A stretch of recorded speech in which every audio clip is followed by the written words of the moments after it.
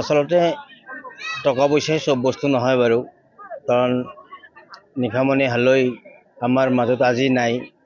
তাই যি ধৰণে আমাক কন্দুৱাই, এই অঞ্চলক কন্দুৱাই, গোটেই অসমখনকে কন্দুৱাই গুচি গ'ল, তাইৰ যিটো হেঁপাহ আছিল, এই হেঁপাহটো আমাৰ BTC ইয়াম গণেশ কছাৰী ছাৰেই তাইৰ যিটো মনৰ আশা পূৰণ কৰিলে, আচলতে প্ৰশংসনীয়। মই তেখেতক ধন্যবাদ দিছোঁ আৰু লগতে তেখেতৰ সুস্বাস্থ্য আৰু দীৰ্ঘায়ু কামনা কৰিছোঁ। তেখেতসকলৰ দলৰ আটাইকেইজন বিষয়ববীয়াৰে মই সুস্বাস্থ্য দীৰ্ঘায়ু কামনা কৰিছোঁ। লগতে আজিৰ যিটো নিশামণি হালৈৰ শ্ৰদ্ধাঞ্জলি অনুষ্ঠান এই ৰাইজেই তথা অঞ্চলেই পাতিছে, মানে তেওঁলোককো মই এই চেগতেই ধন্যবাদ জ্ঞাপন কৰিছোঁ। ইয়াতে কি ক'ম আৰু। প্ৰয়াত নিশামণি হালৈৰ আদ্যশ্ৰাদ্ধ যোৱা 11 বহাগ 26 এপ্ৰিল তাৰিখে এটা পথ দুৰ্ঘটনাত প্ৰতিভাশালী ব্যক্তি নিশামণি হালৈ মাত্ৰ 15 বছৰীয়া আছিলে, 25 বছৰীয়া আছিলে। তেওঁ পাঠিকা আছিলে আৰু খুব ধুনীয়াকৈ বিহু নাচিব জনা আছিলে আৰু এক্ট্ৰেছো আছিলে, বাকপটুতা আছিলে।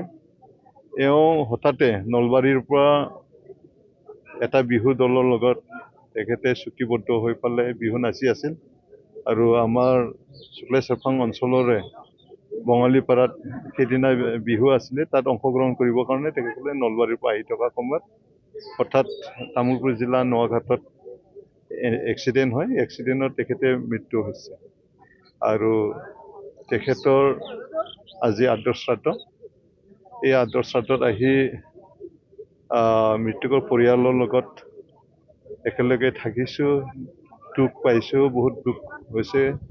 মৃতকৰ পৰিয়ালে সমবেদনা জনাইছোঁ। তেখেত আমাৰ মাজৰ পৰা হেৰাই গ'ল। তেখেত খুব কম বয়সতে ঢুকাই গৈছে। বহুত প্ৰতিভাশালী আছিলে। তেখেতে আমাৰ অঞ্চলৰ নাম মানে উজ্বলাই আছিলে, এই ধৰণৰ কথা। গতিকে আজি তেখেতৰ নামত ইয়াত সৰ্বধৰ্ম প্ৰাৰ্থনা হ'ল, ইতিমধ্যে হৈ আছে, শ্ৰদ্ধাঞ্জলি অনুষ্ঠান হৈ আছে আৰু আমিও চেষ্টা কৰিছোঁ তেখেতৰ নামটো যাতে সদায় স্মৰণীয় কৰি ৰাখিব পাৰে, জীয়াই ৰাখিব পাৰে।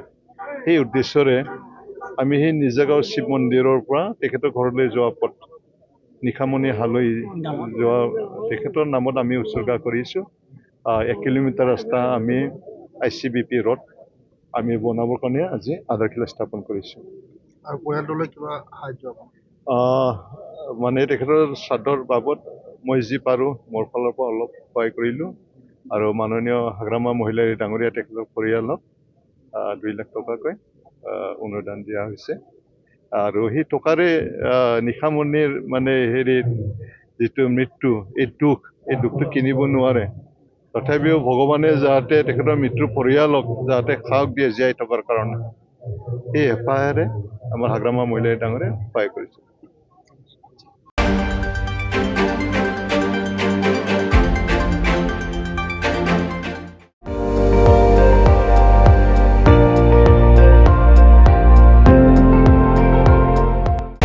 আপুনি চাই আছে ND24, সৰ্বশ্ৰেষ্ঠ নহয় সৰ্বোত্তমৰ দৌৰত।